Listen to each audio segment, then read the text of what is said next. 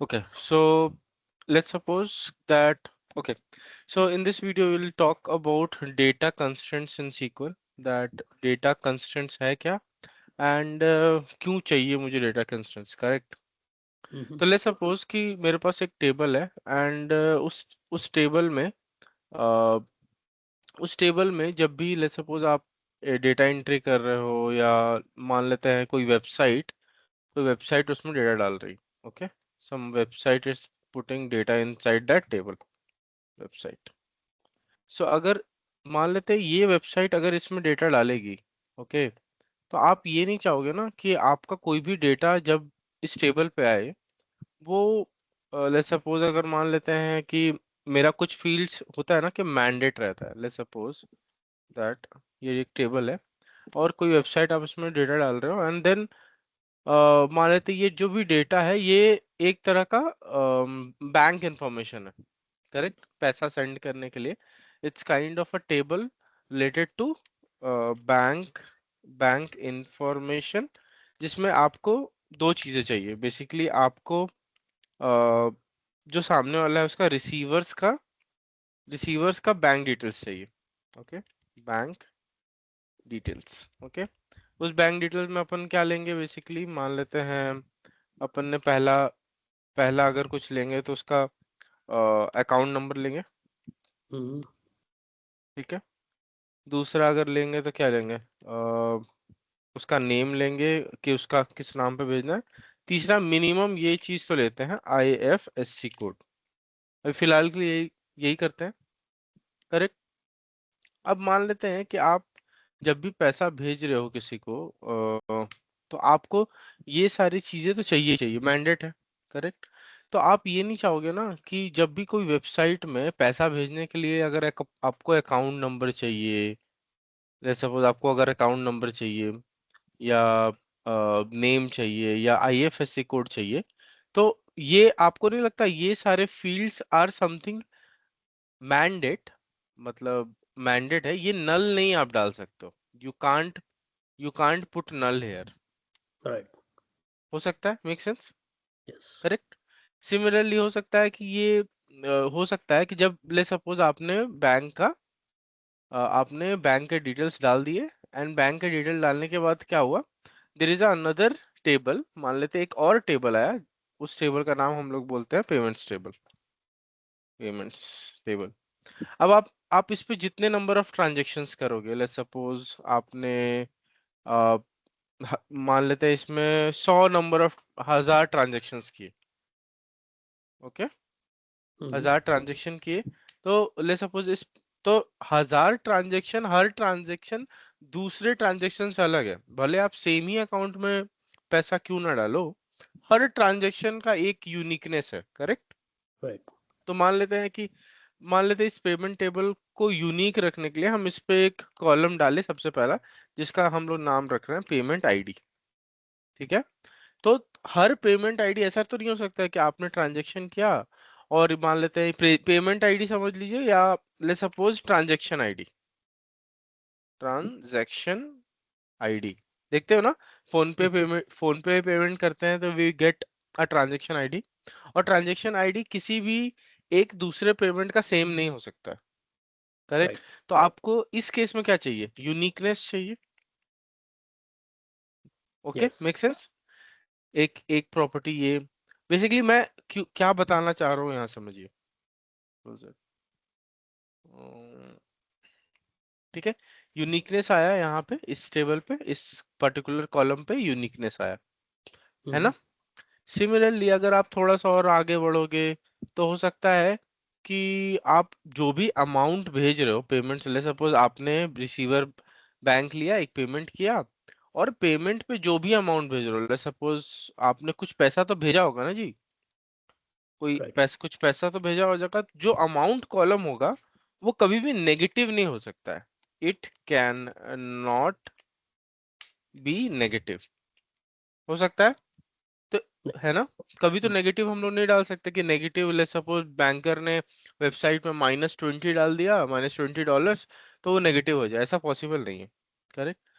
तो ये सारी चीजों में अगर आप देखोगे तो हम लोग छोटे छोटे रूल्स अप्लाई कर रहे हैं अपने डेटाबेस में जब हम डेटा को इंसर्ट करा रहे हैं, correct.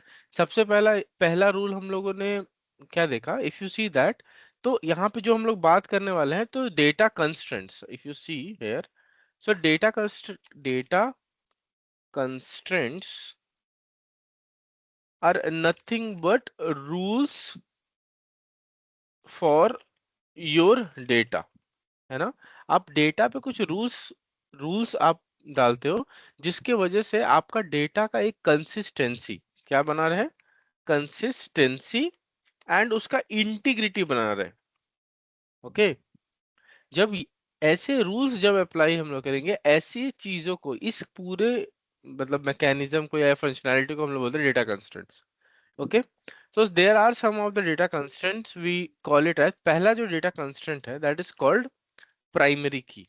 primary key primary key क्या है, that let's suppose अगर हम किसी भी कॉलम को, if कोई भी कॉलम को हम प्राइमरी की बनाते हैं, पीके प्राइमरी की बनाते हैं, तो ये प्राइमरी की show that it uniquely uniquely identifies a record। Make sense, ठीक है। दूसरा नल, नल अगर हम डालते हैं मतलब that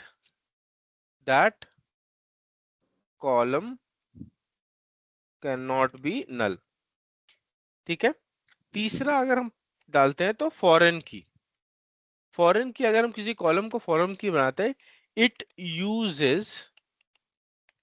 use to maintain the data integrity and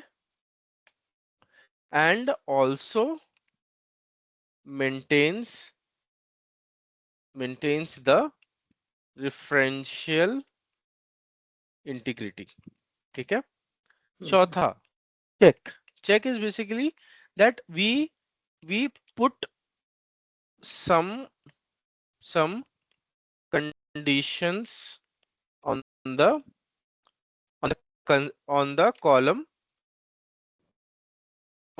columns to do some checking। जैसे अमाउंट नल नहीं हो सकता है, अमाउंट नेगेटिव नहीं हो सकता है, एज 0 से लेकर 100 से बाहर नहीं हो सकता है, करेक्ट। ऐसे चेकिंग्स हम लोग करेंगे, ठीक है। मार्क्स अगर हम लोग किसी भी सब्जेक्ट का मार्क देते हैं वो 1 से लेकर 100 के बीच में रहेगा, वो 200 300 ऐसे नहीं जाएगा, तो ऐसे चेक्स डाल के रखें, ठीक है। Fifth we have is identity. Identity अगर हम किसी कॉलम को आइडेंटिटी बनाएंगे मतलब वो क्या है, that it is used for auto incrementation। जैसे कभी देखे होगे ना रोल नंबर 1 2 3 4 5 6 7 8 9 10, तो बेसिकली हम लोग इसको अगर अगर एग्जांपल के तौर पे देखोगे तो will use like this identity 1,1।